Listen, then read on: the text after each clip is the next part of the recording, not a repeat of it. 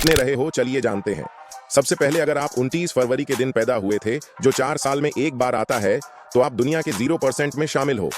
Next, अगर आपकी आंखें ग्रीन कलर की हैं, तो आप दुनिया के 2% में आते हो जिनके पास ग्रीन आंखें हैं। इसके बाद है ब्लू कलर, जो सिर्फ दुनिया के 8% लोगों के पास है। नेक्स्ट, 3% लोग अपनी टंग को ऐसे मोड़ सकते हैं, पर सिर्फ 0.7% लोग ही ऐसे हैं जो अपनी टंग को कुछ इस तरीके से मोड़ सकते हैं। नेक्स्ट, दुनिया के सिर्फ 10% लोगों के पास मॉर्टन स्टोन है। इसमें इंसान के पैर की दूसरी उंगली उनके अंगूठे से बड़ी होती है। तो अगर आपकी दूसरी उंगली आपके अंगूठे से बड़ी है, तो आप दुनिया के 10% लोगों में शामिल हो। नेक्स्ट, दुनिया के 30% लोग अपनी नोज को ऐसे फुला सकते हैं और सिर्फ 10% लोग ही अपने ईयर को ऐसे आगे पीछे मूव कर सकते हैं। इसे आइसक्रीम या हॉट डॉग समझकर खाने की कोशिश बिल्कुल भी मत करना।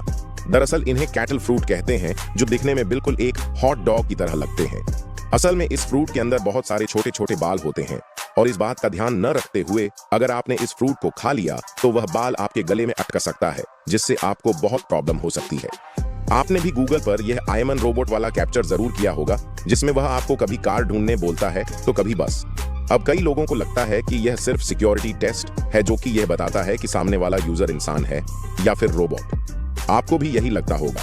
अगर लगता है तो आप बिल्कुल गलत हो, क्योंकि अगर आप नोटिस करोगे तो ज्यादातर कैप्चा या तो ट्रैफिक लाइट या फिर क्रॉसवर्ड या तो रोड एक्टिविटीज से रिलेटेड होते हैं। ऐसा इसलिए क्योंकि जब आप कोई कैप्चा को पूरा करते हो तो आपका डाटा स्टोर कर लिया जाता है, और यही डाटा असल में सेल्फ ड्राइविंग कार को एक्सीडेंट से बचाता है। मतलब इनडायरेक्टली इस कैप्चा को करने की वजह से कई एक्सीडेंट नहीं हो पाते। अब एक रूबिक्स क्यूब को आप मोटे 3 क्विंटल से भी ज्यादा तरीकों से सॉल्व कर सकते हो, लेकिन जिन्होंने पहली बार रूबिक्स क्यूब बनाया था उन्हें कितना समय लगा होगा। दरअसल अर्नव रूबिक्स, जो कि एक प्रोफेसर थे, वह अपने स्टूडेंट्स को 3 डायमेंशनल ज्योमेट्री सिखाना चाहते थे, लेकिन उस समय 3 डायमेंशनल जैसी कोई चीज सीखने लायक थी नहीं। इसीलिए उन्होंने खुद ही एक 3 डायमेंशनल चीज बना दी, जो कि कुछ और नहीं बल्कि एक रूबिक्स क्यूब था, जिसके हर साइड में अलग अलग कलर थे।